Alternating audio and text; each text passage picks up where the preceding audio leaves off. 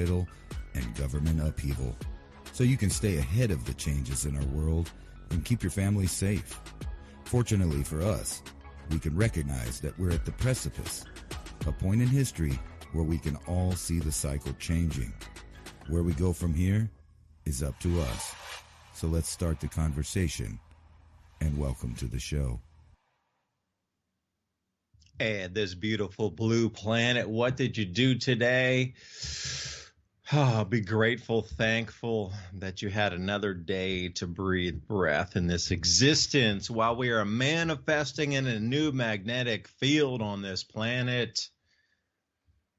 I thank each and every one of you for joining our conversation so we can find solutions as we move through the changes. You know, tonight is about 3 events inbound that are going to affect all of our lives from now through April of 2025. How governments are trying to control the awareness of change in a new magnetic field, like literally how you're going to think about reality in a different way. You're just going to think differently as we move through October. You might start to question a lot of things because a new magnetic field means that the hemispheres and the lobes of your brain are going to fire differently between each other because there's a new resonance. There's a new electrical field within that. And then we come to the Shepherd's Cross on December 6th, where Jupiter, Earth, Mercury, and the Sun make a perfect line. And on the same day in the same second, Mars, Earth, and Venus cross. And they call it the Shepherd's Cross. And as we come into April of 2025, well, the Earth will have spun around outside that amplified magnetic field to be the only thing in the entire solar system in front of the sun. And if you think we're seeing a lot of fireballs right now, I sent Ransom a graphic earlier that shows how we're just barely on the side of this thing right now. So we still have the sun and Saturn tugging a huge amount of space debris into it. So we have actually 3 galactic bodies receiving space debris right now. The sun's pulling in some, Saturn's pulling in some, and then we're getting some in the face of our planet. But right now it is near record highs. We're going to take a look at the Meteorological Society and take a look at the amount of fireballs tonight and the largeness and the reporting. You know, usually when you get fireballs reported or meteors, meteorites, something, normally it's like 1 state or maybe 2. You know, grandiose fireballs in the sky would be 3 states prior. But now we're seeing like 5 states, 7 state fireball reportings from a single event, which is rare because it's so high up and it's so bright and and a lot of times there's ground shocks and window breaks and this sort of thing. And even pieces of the meteor, and when it does strike ground, it becomes a meteorite, you know. So we're getting a lot of meteorite reportings as well, which is way above. So reporting meteor sightings of seeing like something coming through and glowing green or yellow or whatever, bluish, that's something different than actually meteorite reportings. And the meteorite reporting is something like 7 times higher than it's been since the 1990s. So you got to go, okay, what's going on? And then we're seeing the sun behave strangely. And also they're referring right back to the 1990s and something that the sun suddenly turned on to this incredible amount of activity, which was not normally none of the forecasters got it right, either on the high side or the low side. You had the grand solar minimum crowd like myself with a lot of others that were predicting that it would be lower than normal solar activity. But at the same time, there was a group that said, hey, it's going to be normal of the last solar cycle 24 or maybe a little bit above.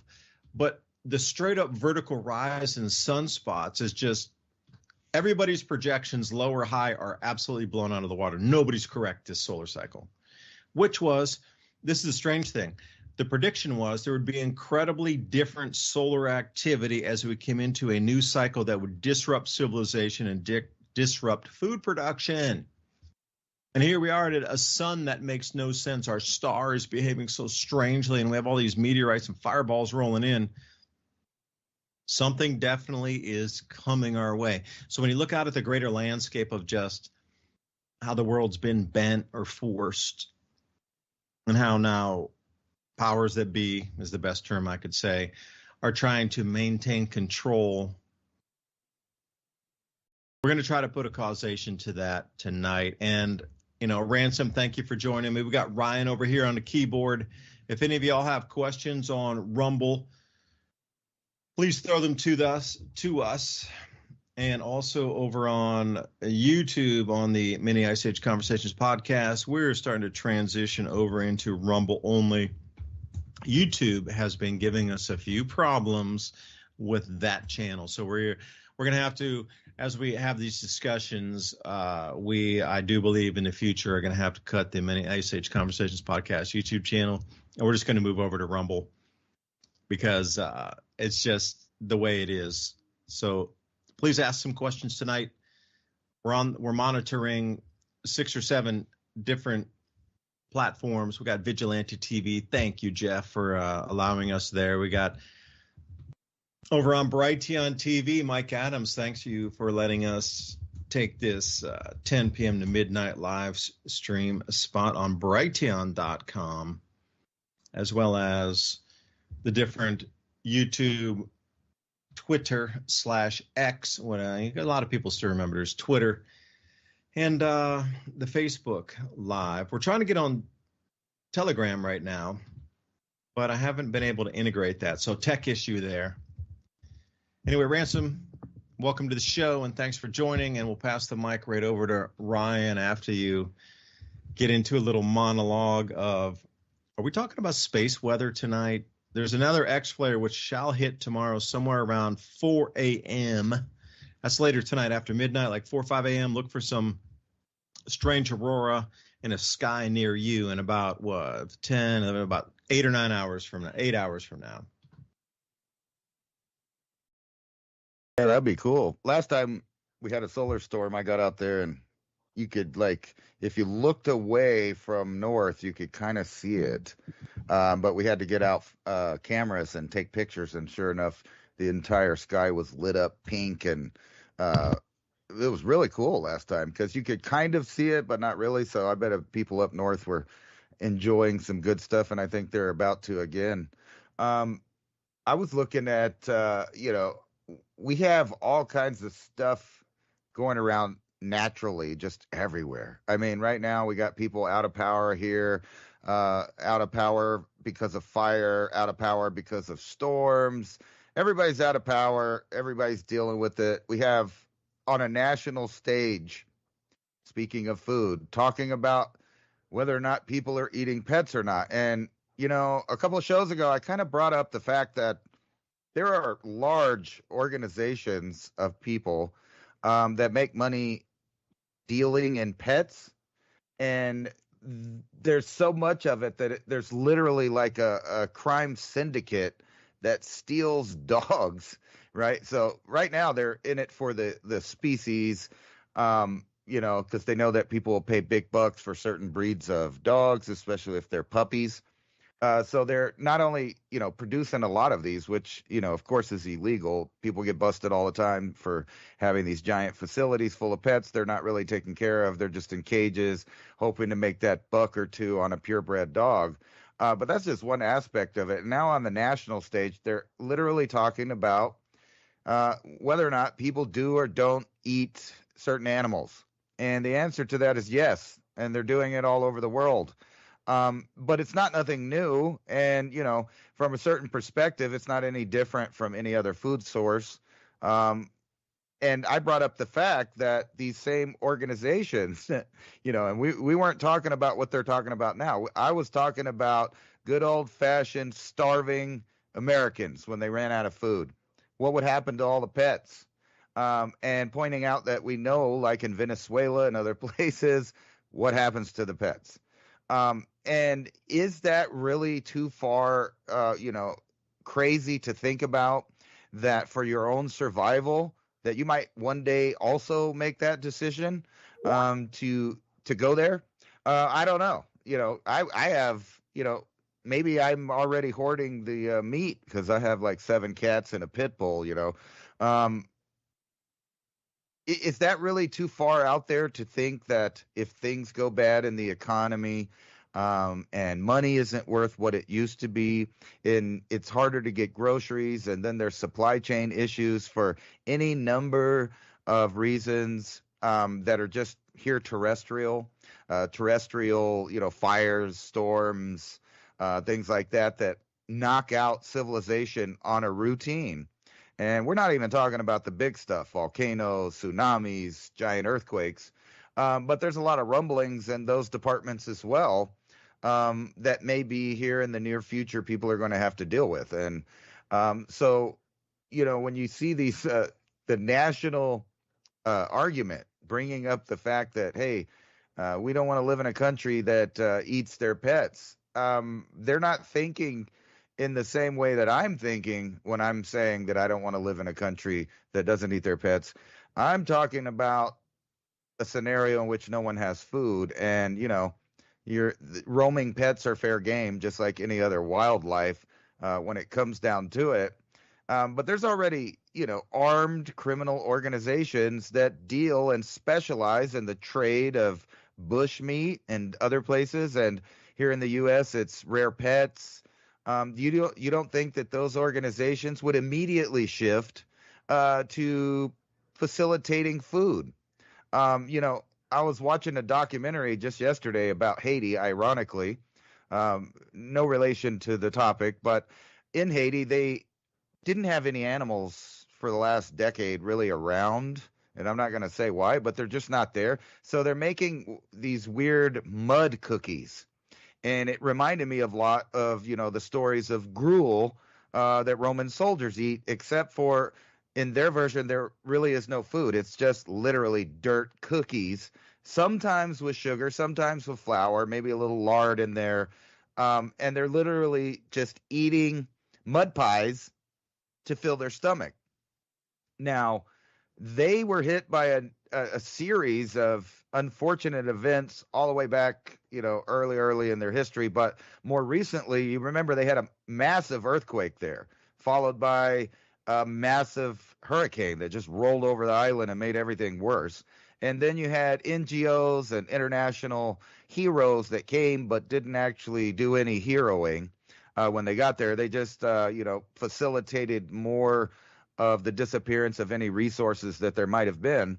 And it's hard to judge people leaving what I would call hell on earth. I mean, why would you want to live in a place that doesn't have any infrastructure? It's been completely flattened by Mother Nature. It's been ignored by other countries and international help. When it's even being offered from the good people from around the world, it's not like there's not plenty of charity to go around. It's the people that are in charge of facilitating said help that seem to make sure that it never happens. So it's hard to judge people fleeing those areas in the world. But the problem is, the more of those people that are willing to do anything because they've had to are around, and then things go bad. Guess what? They all have a leg up, so to speak, on everyone else, as far as they've already found the line and crossed the line in being a Homo sapien on the planet when things are rough. Now, we know this same type of behavior has happened all throughout history, in everyone's history, from every culture around the world. At some time, there has been some kind of catastrophe that has happened to the people of that area, in which they resorted to eating every single animal, including other man. I mean, this is just a known fact. Like, even when I did my own genetic testing, you get specific groups that you're related to in the ancient past, and I know for a fact that some of those, resorted to cannibalism. Now, do you think those people, when they were hungry, surviving, and they got kids to feed, really care, your emotional relationship to an animal that looks like meat to them? And the idea that it can't happen anywhere is, preposterous, because we know that it does. So whenever you start seeing these civilization indicators, and I would say that massive homelessness, eating of the wildlife kind of without the permission from the king's men, or the urban wildlife, whatever it is that they're doing, those same people will take what you got. They'll take what you got because they want it and they feel like they need it. And unfortunately for the Western world, they are going to have to realign their mindset to deal with the fact that people in other places have had to live other ways, and they have different ideas about what they're willing to go through to be around for the long haul. So we kind of have to think about that too, but not necessarily in a so bad way. And that's where agriculture obviously comes in. So when you hear all of these people talking about banning meats and banning all of these other things, you know that that's anti-human, and that is the symptom of the problem that's coming to arise around the world. And it was funny to listen to the debate the other night because the entire program was made for TV. It was untruthful from many different ways. And I think they're really about to pull something, major this year or right at the beginning of 2025. I don't think the powers that be are going to wait. So if there's any, big things coming as far as Mother Nature or the universe, we might just be in a real pickle. Oh man, great intro, Ransom. This is Ryan here. I'm just doing some technical stuff on the side, monitoring some chats, and I was trying to do some more technical stuff, but I'm dealing with Skype and some Microsoft Office stuff. So Mr. Gates is hitting me pretty hard. I'm sure you're familiar with that, but yeah, going into, you were just mentioning the whole like cannibalism thing. I was just I'm going to Peru next month. And so as part of my pregame for that, I was looking at some podcasts from this guy who was on Tucker Carlson recently, Daryl Cooper. And he has a really good channel, Martyr Made channel. And he had a 3-episode series on the Aztecs. And he just deep dives into the psychology of cannibalism and how, ancient societies were doing it and like wean themselves off of it, and like the different ways they would like substitute cannibalism for doing other things, where they're doing rituals that are mimicking cannibalism to kind of wean themselves off of it. And freaky, that one will blow your mind if you look into it. I'm just hanging out here, just doing some technical stuff in the background. So I think we got some chats here we can check out. We got people talking about the debate. I know we're not diving too much into politics, but it is funny how the mainstream media will come out and say that one side like won emphatically, while on the other side they're making songs based on what things that the Republican was saying, and that's trending all over TikTok right now. The cat's in the kettle at the peaking moon. Oh, I'm sorry. Go ahead. Yeah, we got Runs with Scissors says Jim Croce, man. That was Jim Croce original. Yeah, we got Runs with Scissors says eat more cattle.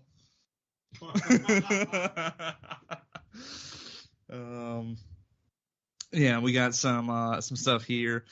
I got David Bernal over here. I don't know if you want to address this, David. He is also asking if maybe there could be something tied in with, like meteorites coming in the future. You're talking about these magnetic fields, these gravitational fields with Jupiter, Saturn, the sun, and everything. He's asking if maybe the approach of Nibiru, a fabled long-lost planet X, Planet 9, could be a factor there. Do you think that's the case? I will say it is otherwise known as wormwood from the Bible. Now, just as a fact across the universe, literally almost all known galaxies have twin stars. There's only about, I think it's 15%. Don't quote me on the exact number. 13, 15, somewhere. It's under 15% of stars that are only single stars. Across all known, everything has a twin orbit body with it. I don't know, because you got to think about nuclei or something in terms of like strings of pearls on a Birkeland current in star formation, that you're getting twins, if you will, of stars. Now the story goes, and I will, for anybody who wants to listen to a little bit of Sumerian tale here, this Nibiru is an unignited brown dwarf just like Jupiter, but it's a little bit larger than Jupiter.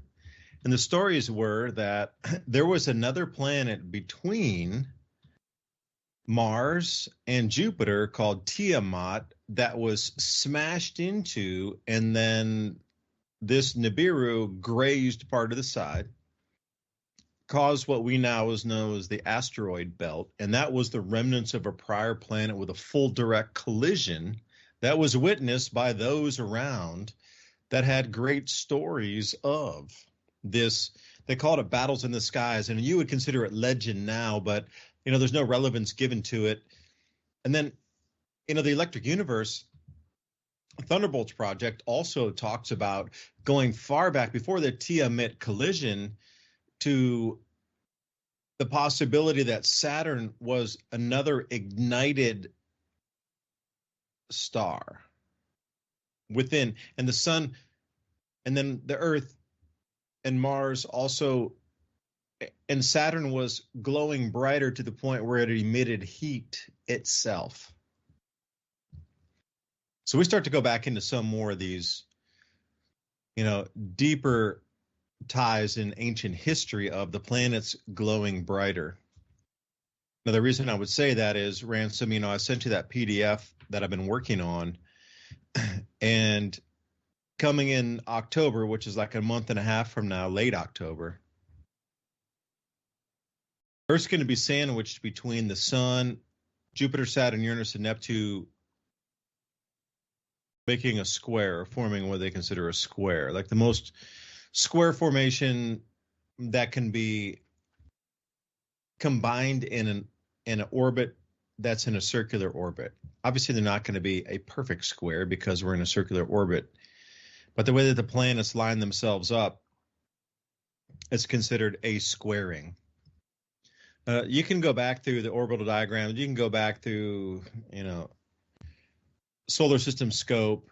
And what's interesting is when I first did this research way back in like 2015, 16-ish, solar system scope would allow you to go back into the BC era, way back into like 2500 BC, and do a lot of orbital geometry and see where the planets were in their orbits related to other planetary bodies. So where was Jupiter related to Saturn? Where was Neptune related to Jupiter? Where was the Earth in all of this? But recently they have updated their software where you can only go back a few hundred years and look for things, which I found interesting in itself. So you go off the Universe Sandbox, and that's another good one to use. Now the JPL, it seems precise, but it's such like a Atari version of where our planets would be. I'm so surprised that NASA, Jet Propulsion Laboratory, can't come up with a little bit better graphics than like a yellow dot, a blue dot, a green dot, like on really? After all this in the billions and hundreds of billions we put in, that's all the better they can do is like Atari graphics from the 1970s to show where the planets are in their orbits. But they can give you the declination and all these different kind of parameters there with mathematics. But when you're looking at the orbits, it's really just like a circle with a dot on it. They don't, because those dots are all uniform size. So even if you're going to try to come out and take a look at, okay, what is the size of the planet? Jupiter's no larger than the Earth. It's just a dot on the thing where, even, people consider rudimentary the planetstoday.com, which people are like, oh, that's too rudimentary. Well, at least they show you the size difference in the planets. Like JPL can't even show you the size difference in the planets on the orbits. That's crazy. Like, how do you come to this? Got all these millions and billions of dollars programmers, but everything's a dot. Like, that's misleading in itself. So there's got to be some equilibrium in the middle there.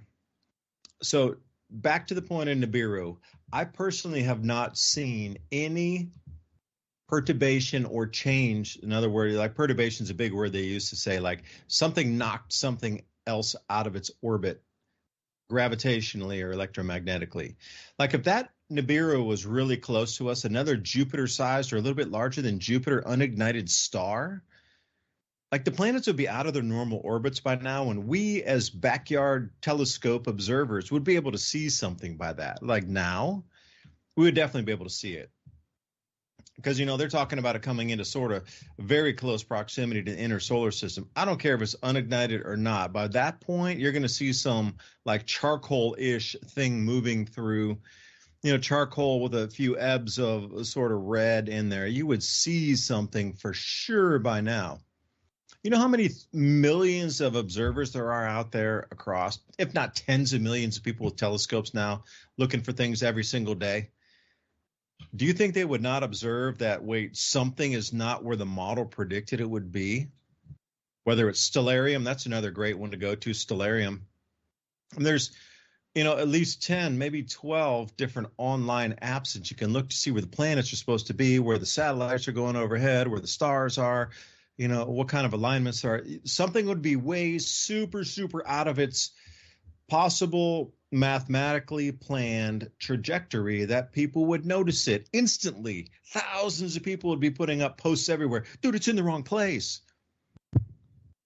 And that's the whole thing about wormwood. I absolutely believe it's true. Absolutely 1,000% believe we have a twin star. But not at the orbit. It's probably at close to perihelion, which means the furthest distance from the sun before it starts returning around, because apparently this thing has a 3,600-year orbit. A 3,600-year orbit. Now, I just don't know if it's that close. You know, perhaps it's halfway back.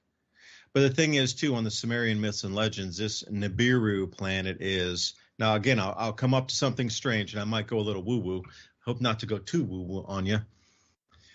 But the stories of the ancients, the Sumerians were these giants that, you know, came back and set up gold mines on our planet because they needed this monatomic gold to spray into the atmosphere. Now, this is just from the legends and what was written down in the Bible itself.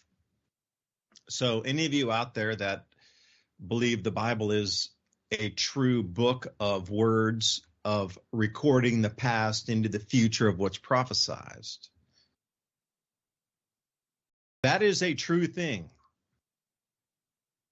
The Anunnaki are a real race of people, or a real race of beings. I don't know if they're actually people, but they are beings. And if you just take that simple context of they are real beings, and they come around on a certain orbit, and because their planet last time smacked into Tiamat between Mars and Jupiter and created the asteroid belt, they have a few problems with their atmosphere. So they need monatomic gold. So in this orbit, they come back and they collect all the gold on Earth and they bring it up and they do whatever they need to do with it for their atmosphere. So it's just so interesting for me on the woo-woo factor that I do have a new news story for you here. 159 countries are now moving over to a new global payment system, isolating the U.S. dollar. But it's all based on gold and central bank reserves. So, like, walk through me with this thought experiment. If you were the Anunnaki coming back again, would you not want to have your gold in a central repository where all we have to do is go to like 100 places to pick up all the gold on the planet? Okay.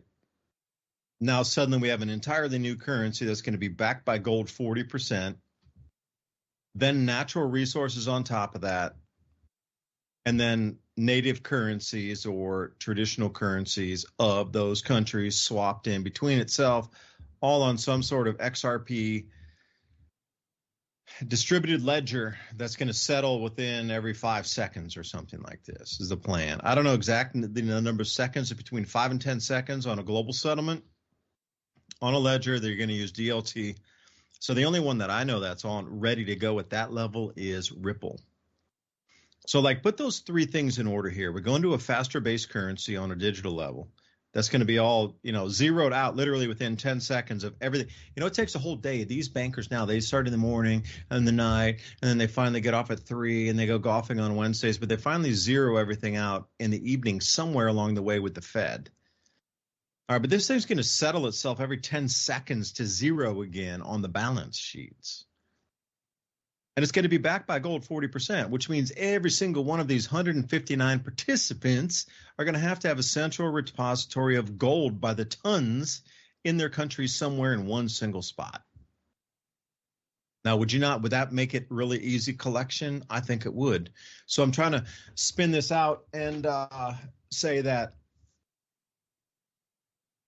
they're going to have to print an enormous amount of more money. If this is true in any way, shape, or form, we'll know here at the end of September when the BRICS have their formal meeting. I think it's coming up on the 26th, but it's some hearsay, I would be protective as well, because, the U.S. is going to be out there trying to smash this meeting, try to disrupt it at any cost, because after this meeting is solidified, 159 new countries join BRICS in unison, and they ditch the dollar all in the same month. Now, they're not going to ditch it entirely. They can't. You understand that? They can't do it in one single day and like this, Sandman or Ice 9 event's going to happen. Not going to. But for them to solidify an all-signed contract for 159 countries out of 208 to go to a different payment system outside the dollar, that's crazy. And who do we have here? Taco Banana. Thank you for the comment here. Lynette Zhang says gold could hit $40,000 plus per ounce on an overnight revaluation. And as a matter of fact, I've done more than a handful of interviews with Lynette, which you can find over on the Adapt 2030 channel. We talked about this on our last program as well. As the BRICS takes hold, and as the U.S. prints to the point, we are literally at the point where we are printing so much money that the interest payments alone are more than the taxpayers, all of them combined, including corporate and individual, of every tax collected in America will not be enough just to meet the interest payment. Now, at that point, everybody understands it's done, because you can't milk the citizens anymore, because if you try to increase our taxes from the already 39% that most of us pay, that they're going to try to increase that to 50, 67, that you're going to destroy the economy and implode it in a second. So we've reached that rollover point literally within months. And it's so interesting that this BRICS meeting comes at the exact same point, literally within a month of 30 days or under, where we have rolled over in America, where we can no longer even service the interest on our bonds with the amount of taxes that everybody in America and the corporations pays. Now, the timing on this thing is a little weird, but, coming into the celestial events that we're going to see too also is a little strange. Dual magnetic fields that the Earth's going to roll through between the sun and the four gas giants, creating a second toroid field. And we got the Shepherd's Cross coming in December 6th. Jupiter, Earth, Mercury, Sun, and on the same crossing, we have Mars, Earth, and Venus in a cross, literally a galactic cross. Then we get the fireball pounding bombardment. Literally, our world's going to be reshaped with this thing. You talk about people running to caves and being fearful for their lives. When you see daytime fireballs coming and exploding, breaking windows on ground shock day after day after day, after month, because this thing's going to last 4 months, at least 4 months. And we will pray on our knees that the ground will stop shaking, that the air will stop reverberating from the shocks through these meteorites coming in. That's how many are going to come in and get tugged into us, because we're going into a debris field. It's going to be a more debris dense region of space. We're already entering. It's been like that for a couple of years. Nothing new. And all this, and every time they come in, they're going to create a shock wave. Now, can you imagine hundreds coming in a day that are creating shock waves? Like, it'll literally shake the planet, and it'll shake the atmosphere. And your eardrums, I wish, wear earplugs during this time, because your ears are going to rupture as we go through this thing. And you're trying to bring this all on, and we're coming to a new gold-based system, and the entire world's shifting away from U.S. dollar holdings. There's a huge amount of disruption coming. So how do we get ready for it? The same things we've been talking about. You're going to need to grow your own food as the supply chain, breaks down. Or I shouldn't say breaks down, is disrupted because of earth changes that are disrupting our infrastructure. But at the same time, there's going to be very little farm financing moving forward. But we need the farm finance so those guys can get their seed and get their fuels and get their machines repaired. If they don't have financing for that, and our entire global economic system's in flux, then we just don't grow food. And you're going to be back onto the homestead again with your families and your neighbors and trying to figure it out. I hope I answered some of the questions. Maybe I went off on a tangent, but I was trying to relate all these different ideas together to try to paint a broader picture. And Ransom, I hope you were showing some of the slides, because that PDF that I sent you, plus the dual arrowed, picture there, and the the cannibalism thing that was coming out of New Zealand with the Maori. This whole thing, I mean, sheesh, how many points in history can you hit again and again and again before people don't? We're at the crux in history where you're either going to accept the reality around you, or you're not going to survive. And perhaps the reason that all the survivors are here having the same conversations, perhaps we had this population before.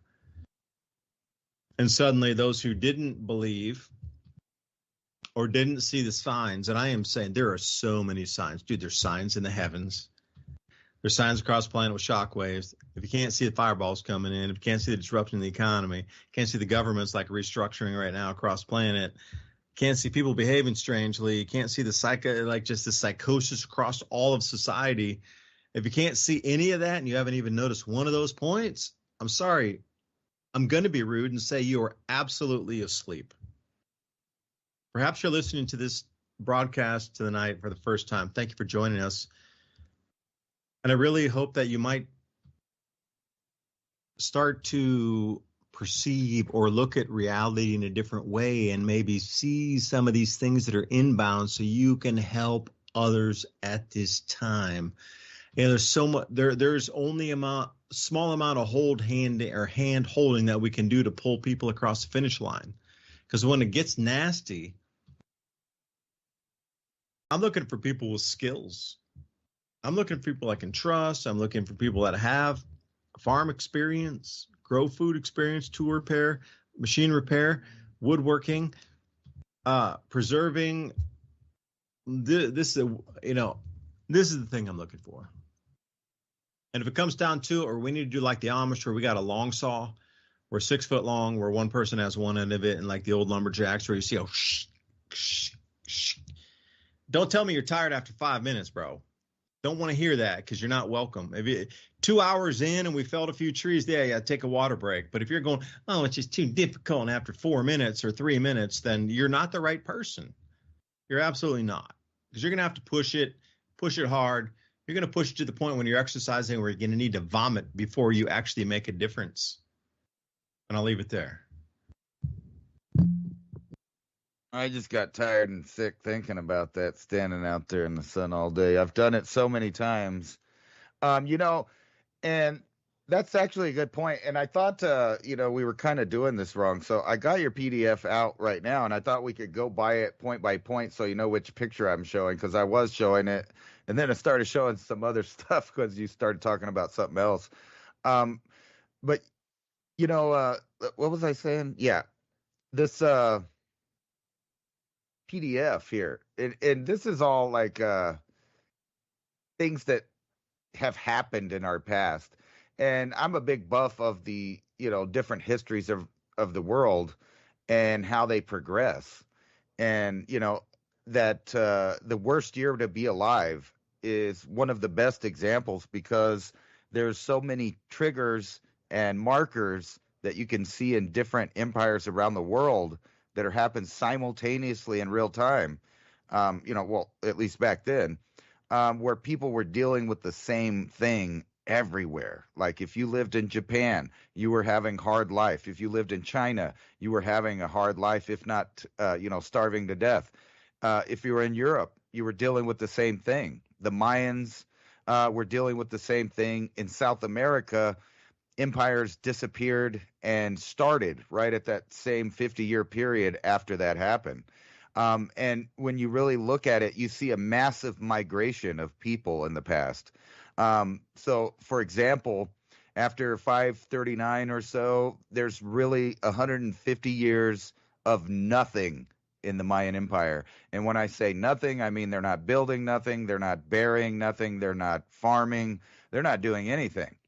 However, up in North America, some things are changing because it seems like there are migrants coming from all over the world in their world, and things are changing. For the first time, you start seeing complex mathematics reappear in North America, since mound builders and stuff that are, older. These things are going on all over the place, and they're marking times and mathematics to save them for the future. But what's really weird in the Southwest specifically is all of a sudden they start farming and hoarding grains and building silos and rock buildings and all of this stuff. It's the same time Chaco Canyon got going, and from there a whole new lifestyle starts for some period of time in North America. And it's probably and most likely from the influx of people from somewhere else. And then you fast forward, in time, and then Mayans seem to have reoccupied their cities. So meaning that people came back, things changed. It might not even have been the same empire exactly, but then come the Toltec, then come the Aztec, then come the Spanish, and on and on. And we're seeing this happening today. So it's never stopped, literally. So if you go back and just start your historical lessons around the time of colonizing and keep track of the empires from there, and you'll realize none of them last. They all morph into something else, and they're continually expanding and shrinking. And not only that, mass migration is happening each time some kind of conflict, famine, disease, whichever one you pick as the trigger, they're all happening. And to think that us in our day is not going to deal with something like that is kind of naive. So when you wonder why you see certain psyops, and I'm not going to name them, we all know what we're talking about, when the whole world just goes authoritarian in unison. Every country on earth participates, regardless of their enemy or political status, their geopolitical ties, or any of that. They all do the same exact thing. Should have been a key indicator to everybody in the world that there is a single source of authoritative power on earth, and that authoritative power, when it wants something done, it gets it. It's the one that decides when, where, and how people migrate. It decides when and where people go to war. It decides when and where people are poisoned or they get to live a good life for a period of time. And you can see that this chain of power has never broken, despite, the historical movements of empires. They're always doing something in unison that's worldwide. And right now what we're dealing with is the reshaping of the map again, but this time for a final one world government. And I think that that's what's really happening here. The Great Reset is actually kind of like seeing 2020 in hindsight. Now that we're a few years in the future, we can see that we were right about what they were doing, what they were plotting. And if you tell yourself, it's only coincidental that every nation, enemy, foe, ally, whatever, did the exact same thing, took the same steps, implemented the same totalitarian measures, you would realize that there is indeed actively a world authoritarian source of power. And we don't get to look at it, we don't get to see it, but it's decided that we're going to reset. So I don't think that, any amount of debates on TV or, voting for this side or that side is going to change the fact that they're initiating the new phase of humanity. And the new phase of humanity doesn't look like the old one, just like every other phase that disappeared didn't really look like the old one. The Christian Empire didn't really look like the Roman Empire, but yet it had the same power structure and it moved in the same ways as far as expanding empire. And then that turned into the, the Euro we see today, the United Nations, the League of Nations, not in that order, but we've seen that. There's only one move left for the world power, and that's to transition and tell everyone that they live under the same form of government. And in order to do that, they're going to have to implement what is their communist program, because that's the one that they've used over time to destroy, redistribute, and recreate nation after nation on Earth. And we're getting to see that the Western world is now in line for their turn to conform to this world ideology of authoritarianism. And first, they're going to attack the foods, because just like in the past, these communist movements kill millions, tens of millions, and probably hundreds of millions, in different ways that aren't directly related, but are indirectly related. I would say hundreds of millions. We know this, and we call it democide. A lot of people don't even know what that word means. And it actually is death by governance or death by government. And that's what we're about to look at. And so you could pick, and you could put your little flag in your bio of which side you picked, or, fly your flag of who you're voting for. But no matter who gets in, they always vote the same way together in unison for any major product or project. Like, I don't know, Agenda 21, Agenda 2030. I mean, you can go on and on and on. All of the little projects from the New American Century, or the Project for a New American Century, have been done. They've happened. They even knew how many people might or will die. They projected the amount of people that would die in the upcoming wars of nations we would invade. They called correctly the transition of the manned Air Force over to a AI Air Force, and that would be completed in the year 2025. And you see that all in real time. So every single program that they've showed us, name one of them where the people came together, they marched, they voted, and the world governance changed their directive. I haven't seen it yet. I'm hoping to see it. Maybe that's the benefit of collapse, is that you have a hand in rebuilding what's made. But other than that, they seem to get their way every time. Well, Ransom, you could always, if you're, the small minority in charge of the government, you could always do what the Aztecs did and just have a bunch of big rituals around pyramids with the naysayers. But I got Herb Green here, just said, and this one strikes close to my heart because I'm going to Peru next month. The Inca walked a trail, an ancient stone highway, struggled up the mountain to Machu Picchu, found an abandoned giant's castle, made repairs with pebbles. Giant never came back, but the garden was ripe. Poetic, in a sense. I like that. But I was just going through a whole bunch of, Brian Forrester's work there, and just that whole area in Peru. And I think it's almost just as interesting as Egypt or Turkey or something, but there's 5 different layers of construction there. You have these couple different layers of old megalithic construction. Absolutely. And then you have the couple in the middle layers of just Indians. And then you have the Incas, that's the last one, and the Spaniards. And if you ask any of the old books from the conquistador times around the 1500s or so, they all say that ancient giants built everything. That's what they all say.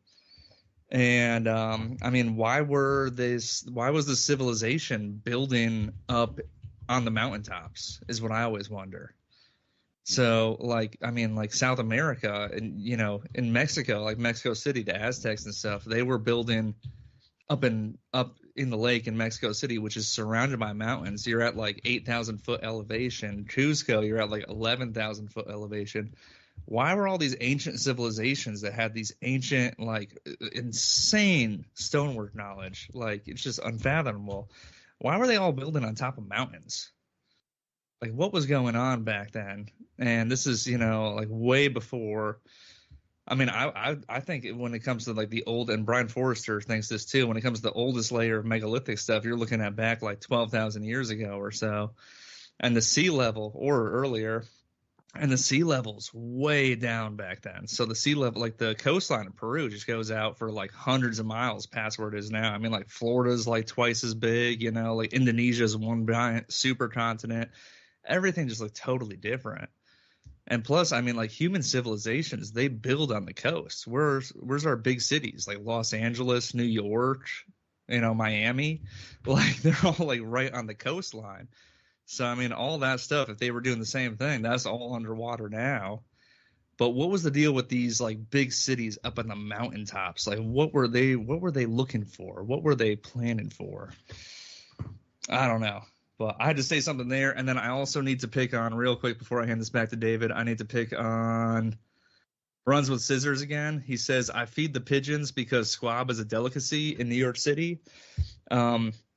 I am a pigeon owner, and my girlfriend actually just had to describe to me what squab is. It is when barbarians eat baby pigeons. And I will just say, Runs with Scissors, besides maybe the chicken, pigeons have done more for the human race than any other type of bird, and you should appreciate them a little bit more. David? Get your pigeons ready to. If your ham radio doesn't work, we always have pigeons. See, I realize they are one of the original carrier birds. I mean, along with, you know, falcons and that sort of thing in the Middle East. But if we're going to bring it back full circle here, we're going to talk about, you know, pigeons carrying messages. So who is, you know, versed in, what would you call that, pigeoning? I don't know, but I've seen a lot of people with, you know, if you go into some cities over in Asia, a lot of people have pigeons on their roofs and they have different types of things like this. Yeah, and the Amish use them too. They send messages back and forth. Even today, right this second, I know they use pigeons to, you know, home in and zoom back over to different communities. It takes about, what do you say, about 30 minutes to drive from one to the other. There's three of them here. They make a triangle, so they're about equally spaced, 30 minute, 30 minute, 30 minute. Well, those birds, they fly back faster than the cars go, like literally as the crow flies, but this one as the pigeon flies. Because they're zooming over the mountains, they don't have to worry about the curves around the valleys and the bottom of the riverbeds and thing. We got to I really believe we're going to roll back the clock to something like an 1860s pioneering lifestyle as we go through this. And there were still some sorts of medicines at that time, and people understood the basics of the body, and you know, people understood the basics of transportation and the basics of mechanization. But it's not to the uber like we have now with 1/1000th of a millimeter thick wire, that sort of thing. But they did have telegraph lines that fried during the Carrington event at that time. So, you know, even look back into the late 1850s, they still had telegraph wires going everywhere across the U.S. So think about something like that. You know, winding it back to the slowness of communication or the ability to communicate with somebody else. Now, these are the things you kind of need to do Rubik's Cube for thinking about the future.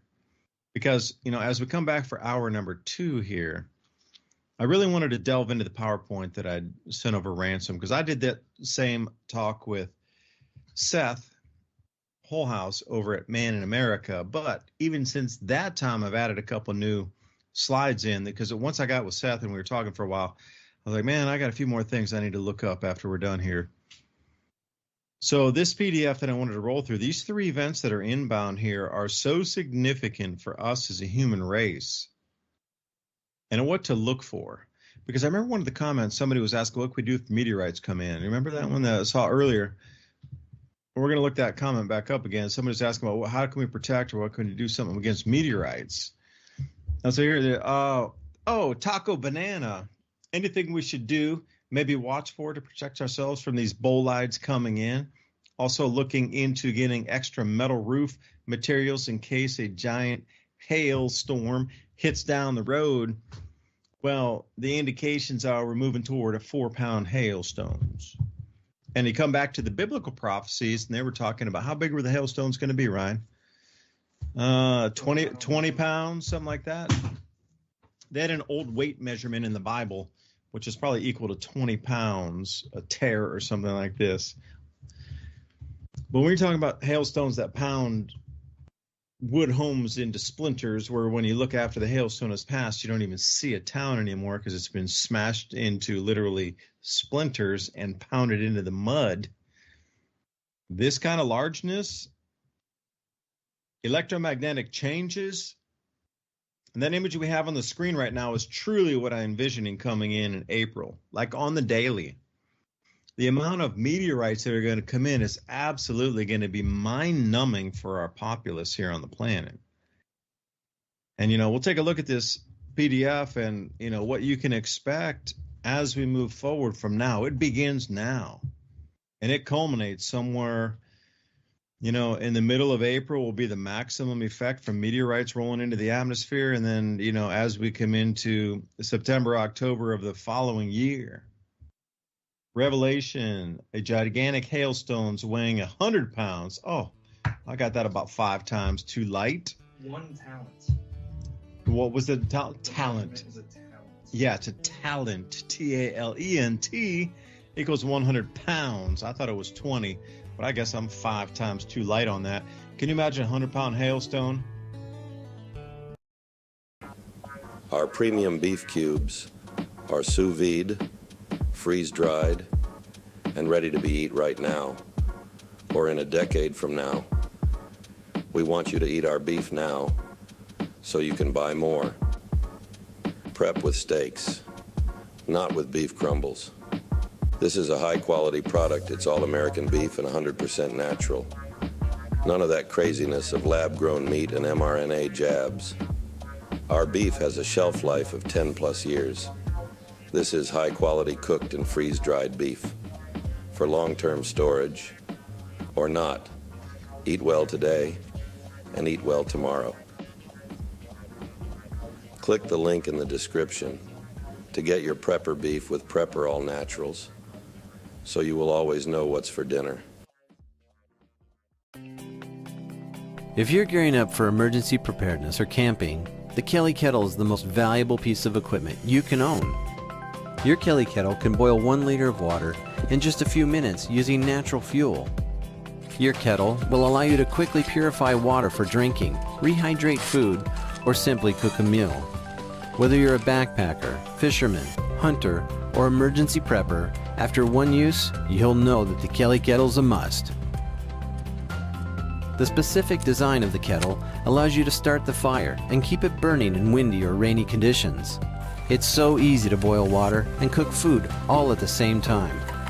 The Kelly Kettle provides the ability to stay warm on a cold night, feed yourself properly with a variety of foods, stay hydrated, stay clean, and stay alive. The Kelly Kettle is simple to use with only 2 main pieces, the kettle and the fire base. Gather a small amount of natural fuel, fill the kettle with water, fill the fire base with any flammable material, place the kettle on the fire base, start a fire in the fire base, adding additional twigs and pine cones, etc. into the chimney. In a matter of minutes, you'll have boiling water for a hot drink or to hydrate food. Add a cook set and get breakfast going. The kettle does it all at the same time. The Kelly Kettle comes in 3 sizes: Trekker, small; Scout, medium; Base Camp, large. Each one available in aluminum or stainless steel. The variety of sizes means that there's a Kelly Kettle stove out there for everyone. Your Kelly Kettle is great in an emergency situation or just to have a hot drink on a camping trip.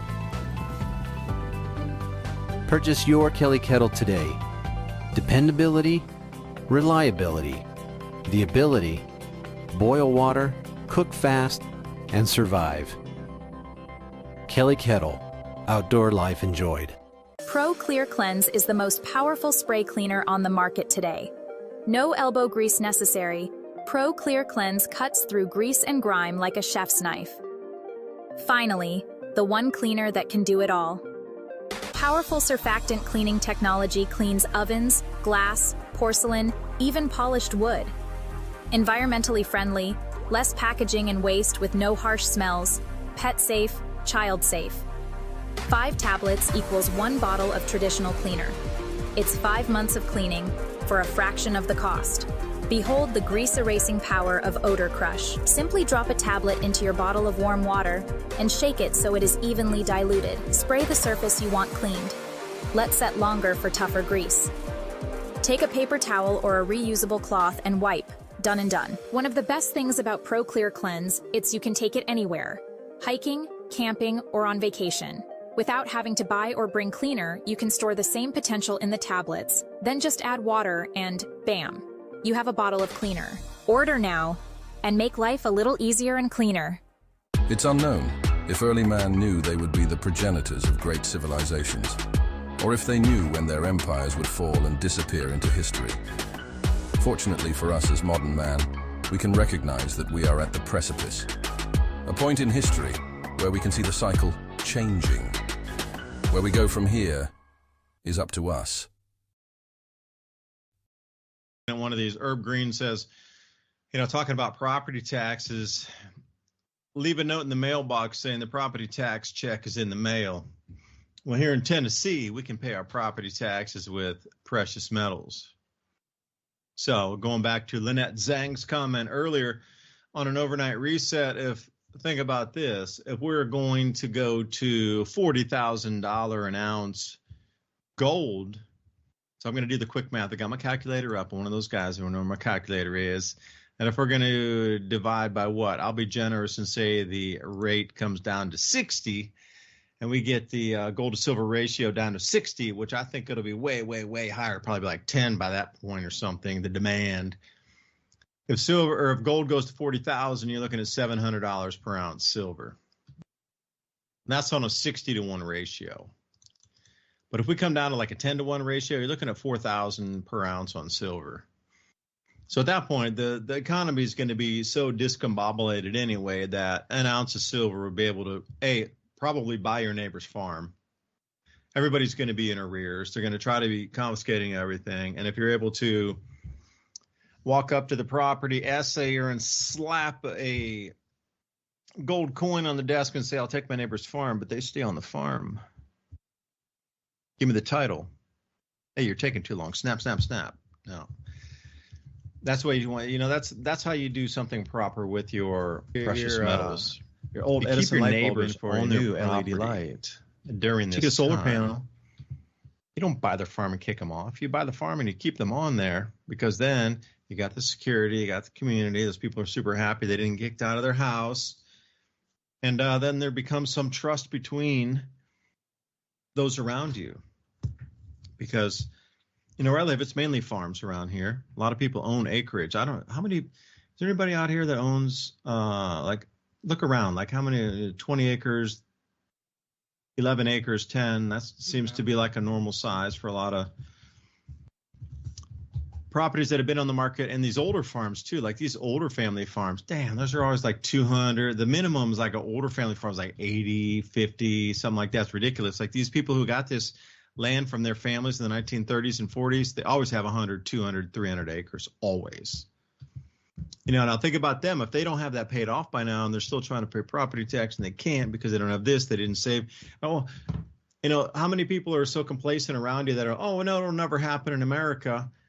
Because I went to a retirement party this last few days. I was invited, and it was awesome, man. Just really great crowd and like super friendly people, good accommodation, just down home people that are just, living their lives. And that conversation came up a little bit, and every one of them pretty much unanimous is like, that would never happen.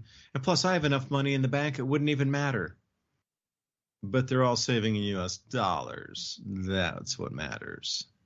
So this is what do you call that bias when people can't see in front of them? Normalcy bias. Normalcy bias. Thank you, Ryan.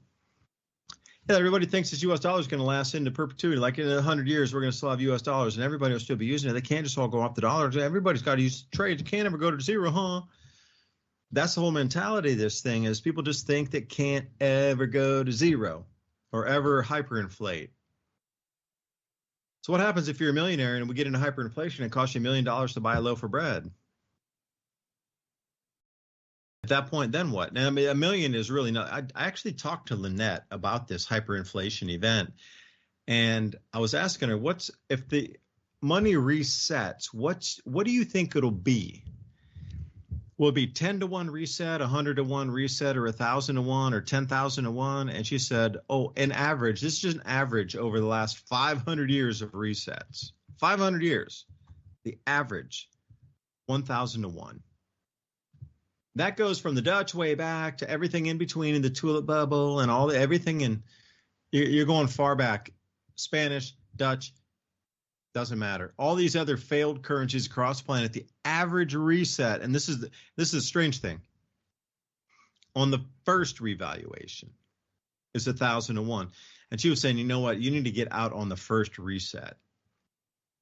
Not the third reset, because there'll be zero value left, but on the first, and again, this is very clean advice from her. When it resets, it's going to be an overnight reset. That's fine if you're ready. And they're going to reset it, and there'll be some stability. It'll probably buy them 6 weeks, maybe 8. The first reset is when you're going to want to actuate on your plans, whatever those are for your metals. 1,000 to 1, fine. Doesn't matter. You're holding a piece of metal. It's going to reflect whatever the money value is, the paper. Once it comes to the second reset, people are not going to really believe it anymore. And the third reset, there's almost zero confidence. And the wheelbarrow full of money thing is, we don't have that much printed money anymore, so that's not going to work. That's not going to be this time. It's a digits on a screen thing.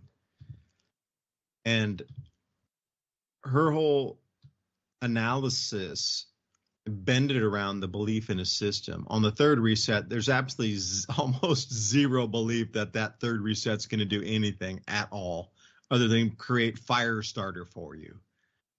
You know, on the first one, people still believe that, okay, there's hope, it's going to start again. Yay, we got to figure it out. All these problems are going to be solved if we just reset it. And then they're quickly going to realize that they're going to go into a second reset because the first one didn't work. So if the second one doesn't work, what are the chances of a third one working? And that was the whole mentality, because even if you have $100 trillion by the third reset, it really is like nothing. Nobody's even going to want it. There's going to be no tradable value for it. It'll have zero confidence behind it. So get out on the first one, actuate, get the resources, buy the land, help your neighbors, help them stay, pay their medical bills, whatever it is that you can use your metals for to help your community on the first reset. Because after that, it's just going to collapse anyway. So just hold on. And then they're going to reset it finally after that fourth capitulation. The fourth capitulation comes back to base metals again. There'll be no more paper at that. And then she's like, well, then you're kind of you're set for life after that, because everything reverts back to the base metal. It's the only way they can restart a system is using metals to start the system again, because nothing after that third reset will be agreed upon or believed. And it's just going to revert back to metals anyway. So get out, get your can in the hyperinflation on the first event. Just wait it out, put your knee on the ground, just wait it out. And finally, they're going to go to a metal system anyway, and then you'll be the leader in that board right there.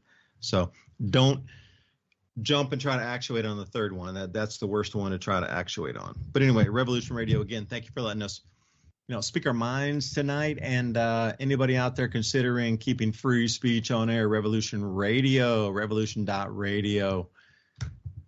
Right up there at the top, navigation bar, the nav bar, donate. And, a lot of people are talking about crypto.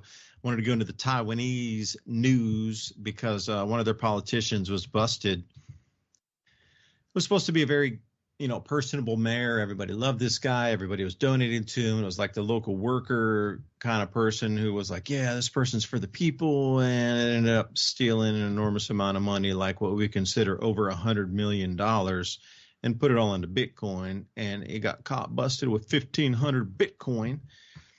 Now, nobody knows, nobody in Taiwan was really, they tried to do a sandbox thing back in the day about, trying to bring crypto there and, make Taiwan the crypto island and lead Asia. But their ancient ass politicians were like, no, this whole crypto thing, it's too this, it's too that. And then Korea took the lead and Japan took the lead. And then Taiwan's like way last behind. Archaic thinking of the politicians there. But anyway, this guy, the mayor of Taipei, ended up They ended up finding his gold wallet with 1,500 Bitcoin in it. 87 million. 87 million before, yeah. Because what price is Bitcoin today? 58,000. 58. Imagine when it was 70, that would have been over 100 million. And as you look at this and you go, all right, well, now they understand. Now people are learning real quick what blockchain is and ledger. Right.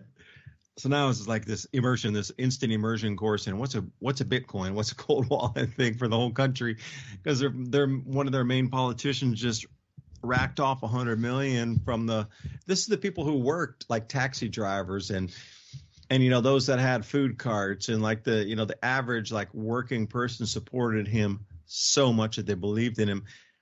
Like most politicians are pretty like careful. They were just so ridiculous that they were trying to shove all this like cash that they got from illegal real estate deals in through the ATM to like hide their money, like putting it in through an ATM. It took his wife like 6 weeks of putting the maximum into an ATM, which over there is way more maximum than here. It was like $10,000 a day, every single day for like months and months and months and months on end. And they thought they wouldn't get caught, and they were trying to stuff ATMs into deposits. Like, we don't have any money. It's all in the bank. Well, yeah, you just stuffed how many like millions of dollars into an ATM machine. It's ridiculous. But anyway, he got caught. So look for more regulation over in Asia because of this person. But anyway, Ransom, I'm rambling, man. I'm sorry. I always hog it, man. I always hog the introduction for the second hour, but no, you're all right. I don't know what to talk to. I'm so scatterbrained right now. We talked about a bunch of stuff. Yeah, throw up the PDF. We can go through that. Right. Let me find it here. But ramble for a minute, man. Just go with it. All right. So, I was going to show this first because we kind of talked about it last week when we were talking about the water supplies, right? We were talking about the water supply, the different aquifers. And in New Mexico, I was pointing out the Permian Basin, and I was talking about, how the food is grown right in between all the fracking wells and the oil wells and all of that stuff. So you could see it littered across the map. And now how they're going to, deal with all this contaminated water. They're going to supposedly clean it and then put it back out for us, to drink and to water our plants and all of that stuff. So right there, you just it adds to the whole toxification that I was talking about, that how can you really want to eat the food that's grown in between what they're doing on the map? And I'm not against the fossil fuels, but it's just the idea of growing your food in the same areas and then drilling through the aquifers that you also water your plants on, almost like it's designed to make sure that you're so to speak, it's like salting the earth through here. So this is a big range. And if the weather changed just a little bit to add more moisture, which it seems to have been doing actually the last couple of years, but everywhere is still on high alert global warming drought status. So in order to fix the drought, we're going to start using all the tainted waste oil water.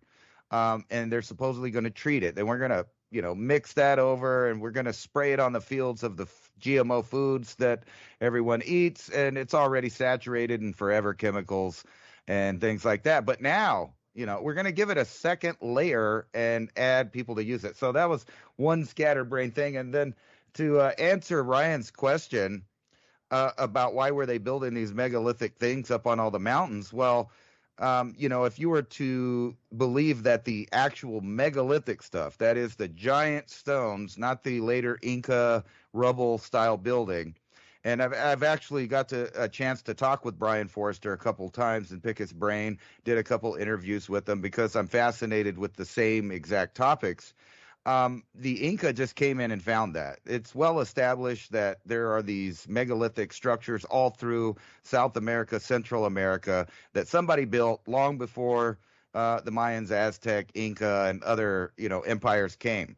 Now, there is a particular interesting group of people called the Paracas people that seem to be migrants from Eurasia.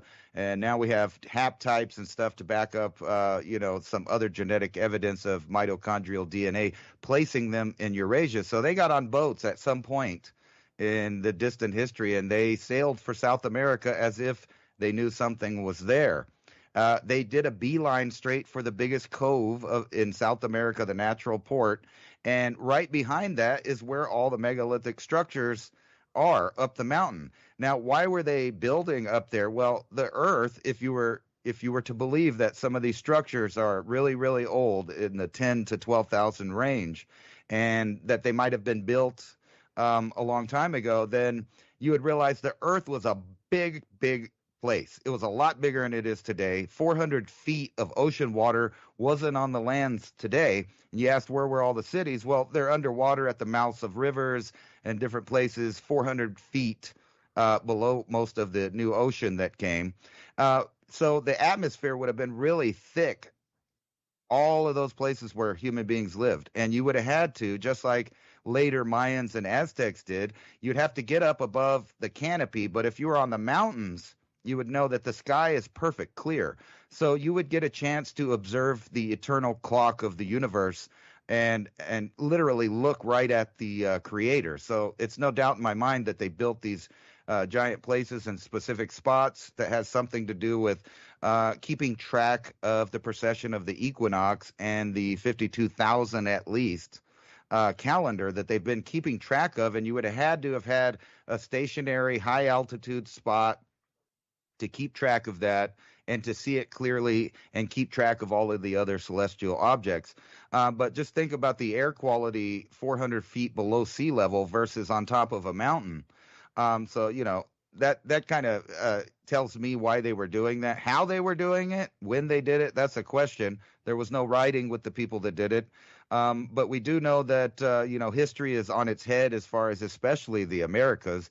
If you remember, they tried to claim that Clovis man barely got here about 13,000 years ago and stuff like that. We all know that that's complete nonsense now. We know that human beings have occupied North and South America for 30,000 years plus at least, judging by recent archaeological finds like sloth bones carved into, you know, pendants and necklaces and things like that. And plus right here where I live at White Sands, New Mexico, there are agreed upon human footprints 23 to 25,000 years ago. And that's, well, 10,000 years before the supposed, you know, ice bridge melted and people came through a corridor and stuff. So we know that people were sailing the oceans. And by the way, think about all of the Polynesian islands, all of the islands like Easter Island, Australia, New Zealand, Tasmania, all of that stuff, where people made it to, and we're talking backwards of 40,000 plus years for people to get there. Now, they didn't just walk across over there, the whole thing. They had to have boated, which means that there's entire histories and migrations of people that we know nothing about. However, some of the ancient people seem to have still known about the places, where they were, what they were, and the mathematics surrounding them, and they continued those traditions on for a few more thousand years. And then we get to this point now where we have a complete dumbing down of the entire population that's unconnected to its entire history. Most people don't look up at all, so they're not even watching the sky at this point. They wouldn't see any changes if there were. And to skip back to the ancient Sumerian tales of Tiamat and stuff, it kind of makes sense in a way that there might be an object out there like a said planet, but I don't think we would notice it because whatever relevant balance and equal and opposite reaction had to have happened on the first couple of rotations. So you got two ideas that are possible. There is an object that is in perfect sync with our solar system, and that's why you don't see any ill effects of the planets today. Or B, a rogue planet did come through our solar system at one time, tilting Uranus to its side, no pun intended, and then removing some of the moons off the bigger planets and destroying or partially destroying one of the planets on its way through, taking some of the moons and leaving some of its moons, i.e. our moon. And that's how the story goes, at least. The Kinsu was the companion to the other star, but became Tiamat's new companion as Tiamat's moons went off with this other celestial body. And, you know, for all we know, it did what a lot of scientists theorize. It was a rogue planet. It came through. It did a couple of revolutions through or orbits through the solar system and then lost its stable orbit and proceeded out into space. And you might have Anunnaki icicle pops out there somewhere on a frozen world just floating out in deep space. But if, they were to come back, it seems like we've been collecting all the gold for them. But I guess I've rambled now on forever, but I'll skip over, David, to your PDF and kind of just talk through it, and I'll go down the slides as you have them, so that we're in sync there. Yeah. So before we get to that, I wanted to read out here. Cass and Nim was saying we're dipping into the 40s and 50s next week. Crazy. It's not even mid-September, and I'm in Zone 7B. We're the same here, Zone 7B in Tennessee. Actually, 7A here on our grow zone. But it's interesting in the 40s, 50s. You know why? Because as I'm reading through this bevy of news from the Watchers.news, Electroverse, SOT.net, if any of you, because I like to give you my sources too. I don't want to just like say things and regurgitate. I would like you to come to the same news feeds that I look at, because perhaps you're going to view it in a different way and find a different connection of information than I see. And that'd be great to be able to listen to those types of ideas. So I'm over on SOT.net. It's called Sign of the Times, SOTT.net. And they have an Earth Changes section. And early snowfall in the Czech Republic. It's like one of the earliest snowfalls that they have had in some years. And it was only at like 3,000 feet. It's not like at 10,000 or 12,000, 3,000 feet. And they already got blanketed snow. And here's an interesting thing. They're expecting some massive, record smashing rainfalls to come through Europe, Central Europe right now. And if that turns into snow, we're talking about record smashing, multi-feet snowstorms coming in at the same time, starting on this weekend, another day or so after this. But then also Arctic air brings early snow to Scotland's mountain tops. So you're telling me here in America that dipping into the 40s and 50s at night in the same zone along with Tennessee here, and then early snowfalls in Czech Republic, and we got Arctic air in Scotland bringing snow early into the mountaintops. We got massive record floods across Nigeria, Thailand, Laos got a huge, but again, they did have a typhoon that went up there, or cyclone. But you start to look at this, and everywhere across the planet, we're starting to see anomalies with rainfall. But that would be expected, because we had 14% more moisture pushed up into the atmosphere from the Hunga Tonga eruption. Now, see, everybody's saying, well, is there any causation? Yeah, we had one of the biggest volcanic eruptions in the last 200 years, just a year and a half ago. And we're coming into this magnetic anomaly here, and there's supposed to be no relation. That you shouldn't look at that. That's not a causation. There's nothing related there. And, Super Typhoon Yagi is like a Category 6, at least they say. Maybe they're trying to pump it from global warming. But also, Dalvanius Tiv says, weather here in Golden Horseshoe has been cooling the last few weeks, earlier winter this year. And I can attest, Ryan, can you see our leaves are changing a little bit earlier this year too? They usually don't change until October, but this year we're already starting to get like yellow leaves on the trees. And what is it, September 12th? And we're already getting yellow leaves changing on our forest up here. That usually doesn't happen for a full month. Like in the first week of October, and if I saw yellow leaves on the tree, I'd say, okay, that is normal. But yellow leaves on trees, and I got all kind of other trees around, and we got sycamores and sassafras and all these. They're all turning. What is that one out front? Is the sumac trees are already turning bright red on the leaves, not the poison sumac, but the actual sumac, vitamin C tree. That is turning bright red already. And I was out on the cherry trees today, and they were turning yellow. And I got a bunch of red leaves sitting on my plum trees, and a huge amount of leaves on the peach trees are turning yellow. Like, that's way early, and they shouldn't be turning those colors already. But, that just validates that it seems to be happening, at least confirmed here in North America. And if it's like that here, Canada for sure, North America total. And then we're looking in Europe as well. So I digress. I digress on that. Let me, all right, here we go. Planetary Geometry 2024-25, parallel timelines for geopolitical, societal, and economic unrest, or reset, or cover up, perhaps. Because I'm looking at this, before we even starting here, what I'm looking at is like, we got all these three major events coming in. So think about it like this as we go through this little slide presentation here.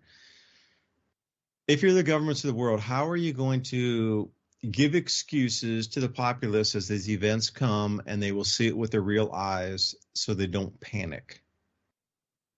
That's more the question than it is the events we're seeing spin out of control across the world. Is this a result of the obfuscation of the events to either have you too scattered over here that you don't even see the fireballs rolling in because you're too glued to the screen? Or,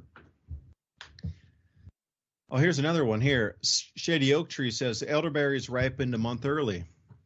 Yeah, exactly. It's happening everywhere. So be the governments of the world or the leaders, or just called the elite class, the moneyed class, whatever you want to call them terms, parasites, parasitic elite, invasive hominid species, whatever you want to call them. Control the fear. Yeah, that's a great one. Okay, so on the left, you're looking at October of 2024.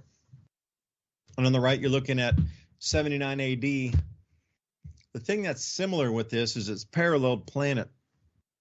Now, as you roll back through the planetary geometry of these different types of softwares where you can see where the planets will be in their orbits, you cannot find one with this precision of squaring.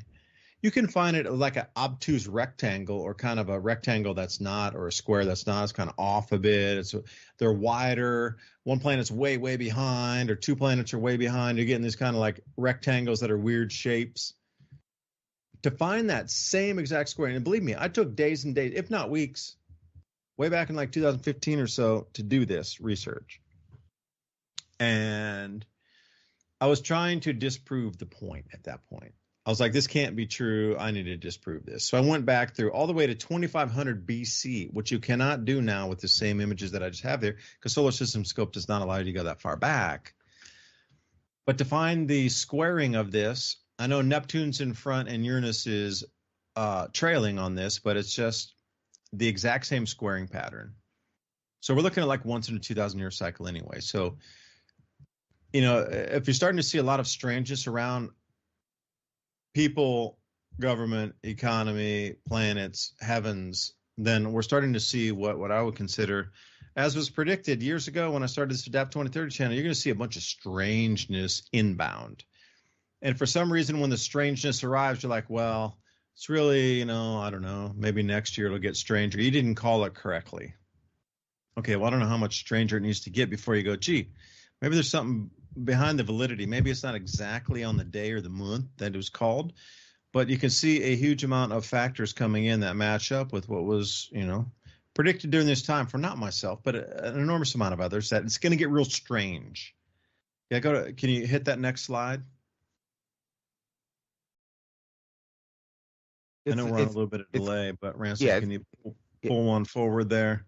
It's there. You're just, that's what I was going to say. It'll show up a little bit behind for your feed, but we got it. Yeah, so what you're looking at is the Earth behind the sun with those four gas giants. Now, imagine the sun as one magnetic field.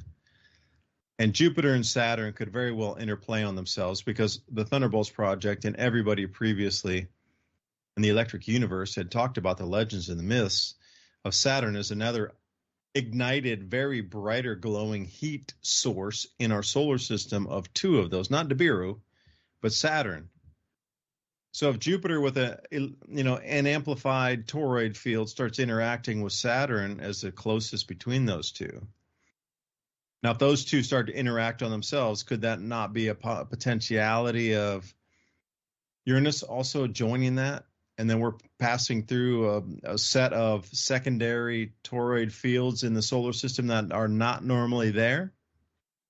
That the potentiality of something sweeping through our Earth or combining with our Earth's magnetic field would awaken human consciousness or perception abilities.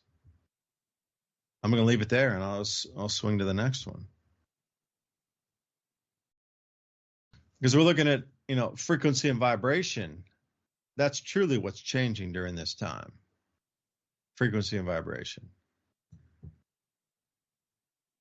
Now, generally, that thing would spin on a We'll skip off to the next one, I guess.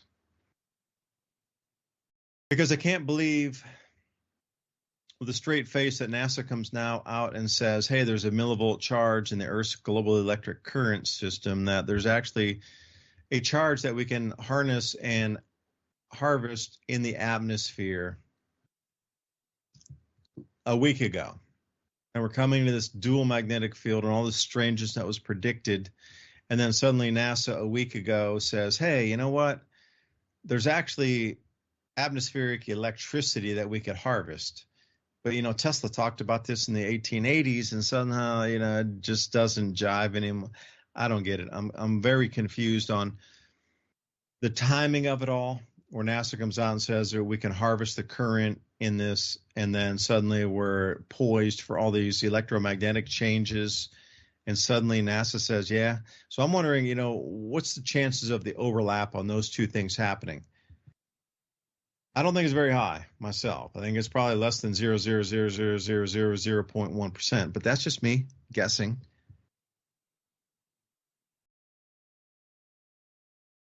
Wally Tango Foxtrot.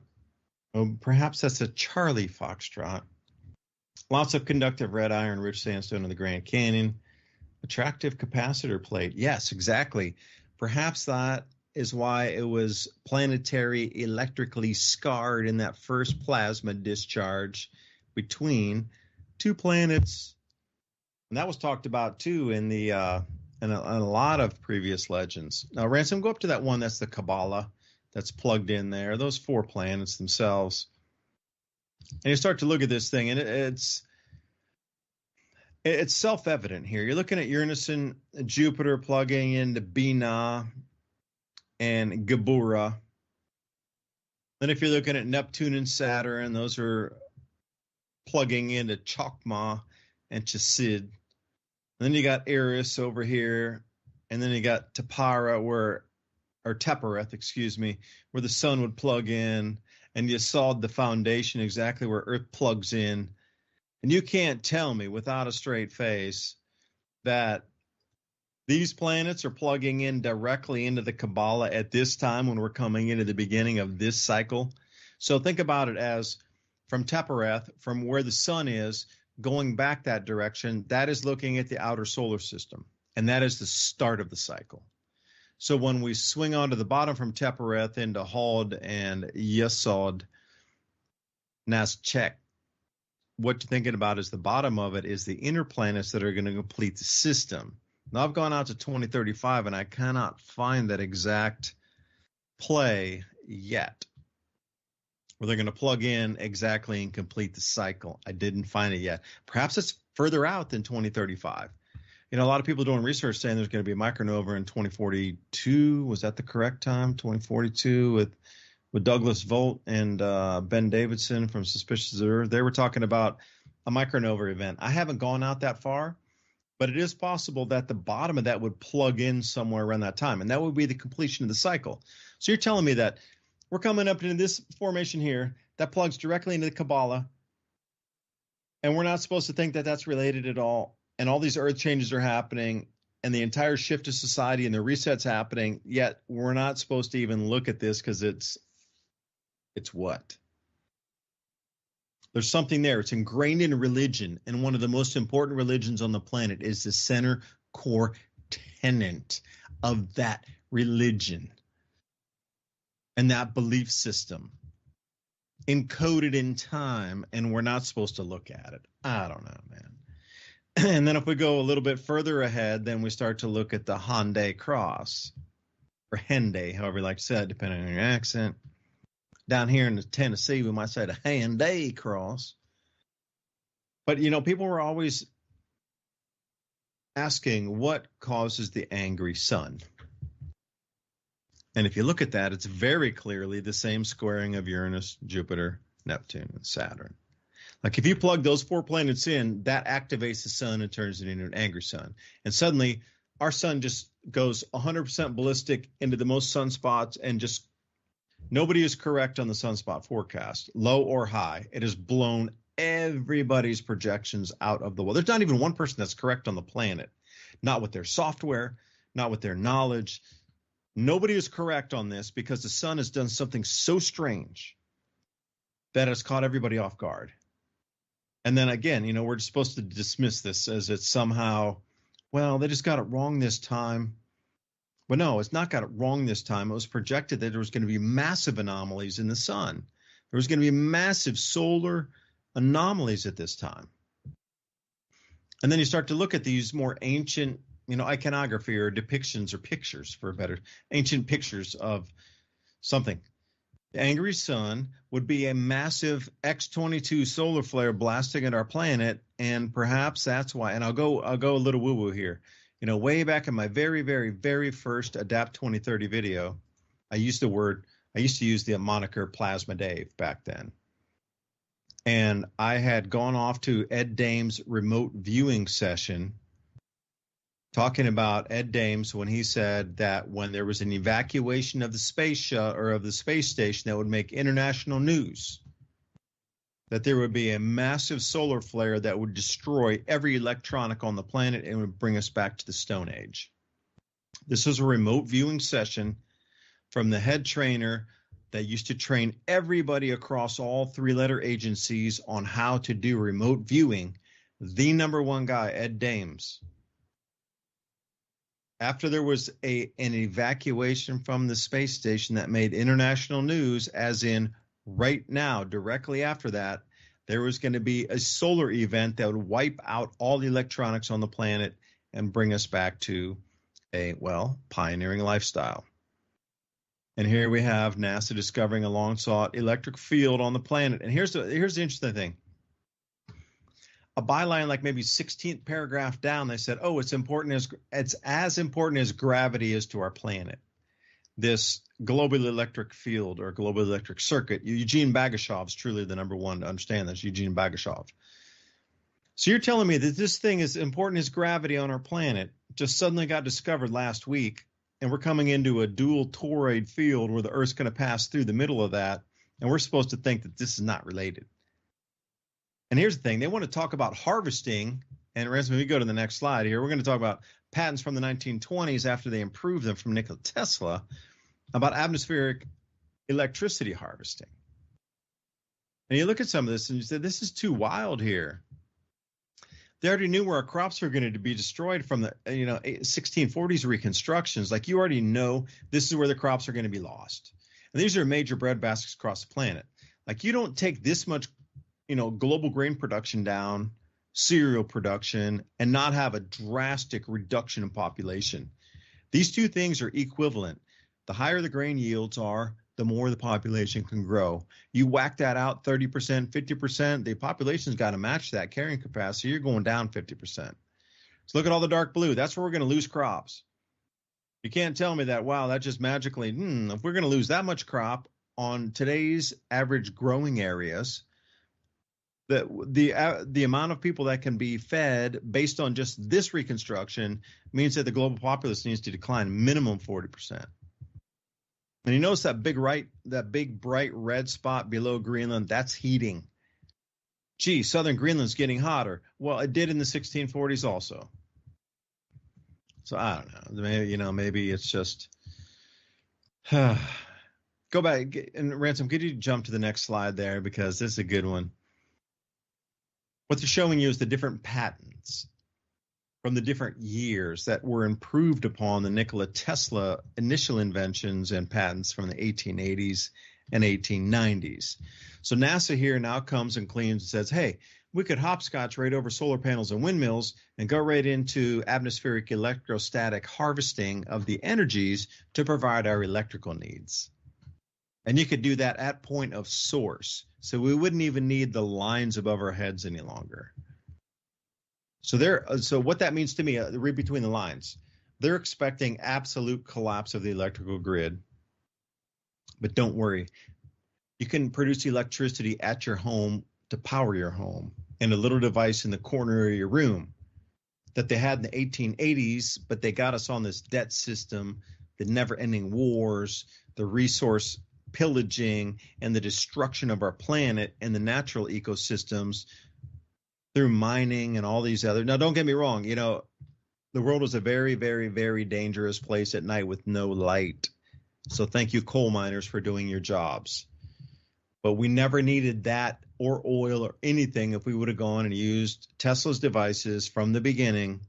We just got brought up on this debt system that, never ending perpetual wars that needed all this energy that, you can see where I'm going at this point here. But look at some of these patents. 1921, electroculture. Where have we heard that before? Capacitors and neuralizers. About the 1923 patents from Guelo and Standeo and Stanley Meyer with their patents, and Tesla's radiant energy patent from 1901. We're finally dusting these things off here and saying, NASA says we can use them now because when we restructure our society after collapses and all our grids are down, that we can harvest electricity from the ether. Really? Like that just is something. It just happened 2 weeks ago. And we're coming into a new magnetic field state. Are you insane that this is not connected in any way, shape, or form? Please. Event number 2, you can almost see it. Building the anticipation. You can see event number 2. That's all from event number 1, by the way. So let's get ready for event number 2. And it is called the Shepherd's Cross. If anybody has heard of this term before. The Shepherd's Cross used to be the knife, and you would put it in a loaf of bread and this sort of thing. But what we're looking at here, event 2. So this is December 6th of this year, just a few months away as well. We're going to get Jupiter, Earth, Mercury, and the sun. Now, the thing about this, Mercury is a solid iron core planet, a solid iron planet, basically. Jupiter is the heaviest gravitational body planet with the most tug and effect on our planet that has the largest 7.0 earthquakes anyway when we connect with it twice a year. So you're going to get Jupiter, Earth, Mercury, and sun in a direct line. For me, that if you were going to cause the most earthquakes or volcanic eruptions, just that one alone would be just like massive. But then in the same time, the same day, in the same seconds, we're going to have Venus, Earth, Mars crossing. So you can't tell me that the Earth's going to get tugged between how many planets there? And not only just how many planets, how many massively effective planets? Because Mercury is known to knock out sunspots in front of our planet anyway. They call Mercury our protector. So when Mercury's in front of us, generally sunspots just kind of disappear. But the gravitational effects and the potentiality of electromagnetism flow or electromagnetic flow, think about the wires in your house, hitting that, but being amplified by Jupiter, Earth, Mercury, Sun, crossed with Venus, Earth, Mars. Like that's something significant in itself. Like if you can't just look at that and go, wow, that could be a big day for earthquakes and volcanic eruptions. And then you're talking about volcanic eruptions. There's more volcanic eruptions, larger ones, and we get more cloud cover, light blocking particles, which means more reduction in agriculture, more reduction in crop yields, but we were experiencing that already. So you're going to get like a layering of reduction of crop yields. Explain that to the populace, why your food's 6 times more expensive because they can't grow it. It's not because of geopolitical aspects of it. They just can't. Oh, it's farm financing. Oh, no, it wasn't. It was from the volcanic haze. And you wouldn't tell the people in advance to get ready. There could never be culpability, never be blame. Can we go to the next one? I'm going to call this the fuzz, and I think we discussed this once before, Ransom. I'm not sure. In spring of 2025, we are going to be in front of the sun after we spin out of that strange double toroid field. As the Earth spins around in front, we're going to be the only thing in front of the sun. The entire solar system is behind us, and it's going to form a gravity well. And that gravity well is going to pull debris into our planet from the side of Jupiter and Uranus tugging all that stuff in, and then Saturn and Neptune tugging all that stuff in, and we're going to get hit from both sides for 4 months straight.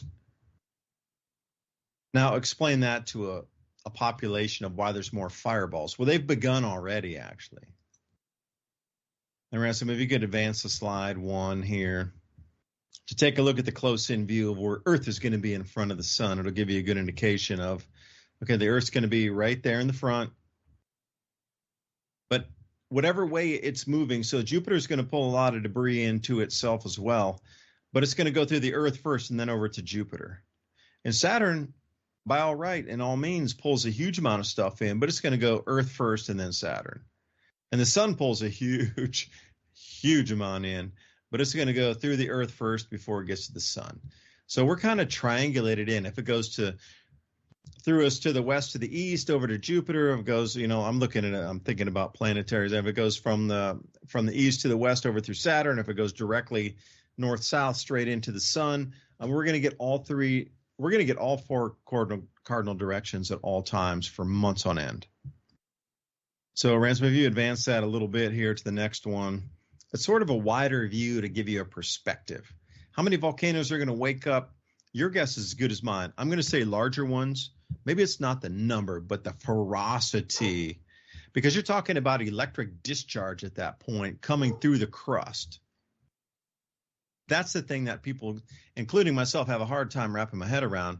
Are you talking about how deep is this discharge and how much potentiality of voltage transfer is there going to be in that? That's the whole thing. Yeah, it could be some crustal rumblings, but we're literally talking about overcharged capacitor discharging out through a volcano because it already has the least resistance to go out from.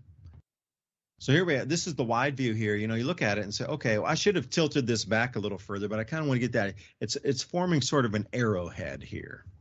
And we're talking about April of next year, not too far in the future. Ransom, could you zoom to the next one?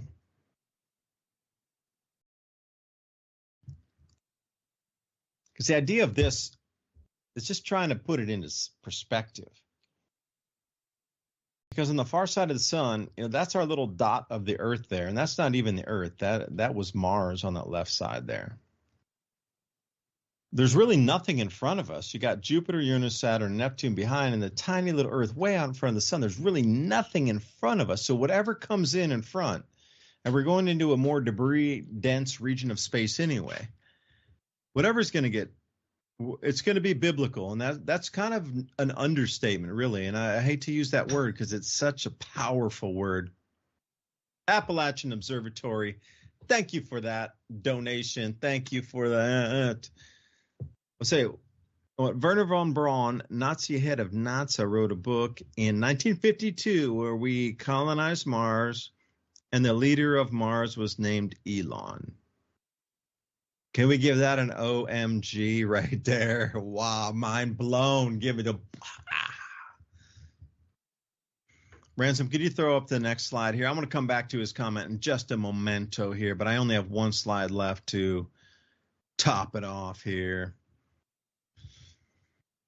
If we look at this last slide, October on the right, we're going to be in the center between the dual magnetic toroid fields, and then with just in months after that, we're going to swing around on the other side of the sun, and we're going to have all the space debris tugged into us. So be a government and control the panic. Control the panic. Control the, what would you call it, unknown of civilization, or like people aren't going to believe in the banking system of saving for your retirement IRA after that. Somewhere between then and there, everything you know is stability, and what is the into, I hope I stay alive during the next 10 minutes. And that's no joke either, man. They're going to see stuff coming in. And I was trying to say something earlier about the amount of fireballs that's going to come in. It's going to start to actually shake the atmosphere to the point there's going to be so many shock waves going on from so many meteorites coming in that the ground below your feet is going to continually shake and rumble. It's not going to be earthquakes. It's going to be either continuous ground strikes from these meteors or continuous airburst shock waves that hit the ground on a continuous basis. And whatever that is, where your feet are no longer stable, where there's continuous vibration in the air and on the ground, where your feet are feeling it and your eardrums are picking it up at the same time for months and months and months on end, I think it's going to send people a little bit scatterbrained. Just me thinking outside the box, but I don't think people are going to be thinking about like going to work at that time or saving money at that time or putting it in the stock market. I just don't know how those two go together. But anyway, Wernher von Braun, wasn't he the director at NASA for the rocket program as well? Wasn't he? They brought him over from Germany. Wasn't he the director of the beginning of NASA? He set up NASA. I think he was the second in command of the NASA. Second in command, yeah, because I know he was very involved with with propulsion, at least at that point, and reentry orbit. What was that? Reentry orbit velocity, and he made the rockets that were bombing London in World War II. Yeah, kick that off for a second. Yeah, so Wernher von Braun, he made the rockets that were bombing London during World War II. I think he was the second in command of like their science division. Like Hitler was very big on, rocket technology. He was very big on that. And then when America won the war, then we took their best guy who was in charge of that whole, he was the project manager basically of the rocket, division there. And we brought him over here and put him in charge of NASA. And he was very into science fiction. He was like he was a dreamer type, he was very into science fiction. And he wrote that one book in 1952, it looks like, where he was painting this picture of the solar system as we're going out and colonizing. They're very big into science fiction in the 50s and 60s. And for whatever reason, he said that the leader of the Mars colony was named Elon in 1952. And nowadays, I think, like today, they've been posting like Elon's, he's got live astronauts out in outer space, and they're farther away from the surface of the Earth than they've been in like 60 years or something. And it's Elon doing that. And I think they're also talking about how Boeing had a failure of trying to bring astronauts back from the space shuttle, and Elon is going to be bailing them out in a few months. Wow. Hey, and can I throw that? I like that last article you had. What's that? DEA is going to lift and try to ramp up production of ADHD medications. For anybody out there, I am going to say I recommend modafinil, which is the limitless drug, because you just get more focus for, an incredible amount of time. And if you combine it with paracetam, and you maybe hit up some like cat's claw and rhodiola and vitamin C and vitamin B, and you get a whole bunch of, different vitamins at the same time as you're stacking all of that, I could say that you're going to be facing the world with incredible clarity and able to operate at optimum performance for incredible amounts of hours. If you're into that, there's no buzz or anything. Adderall's terrible, man. You'd always get like tweaked out and like, you would get buzzed on that.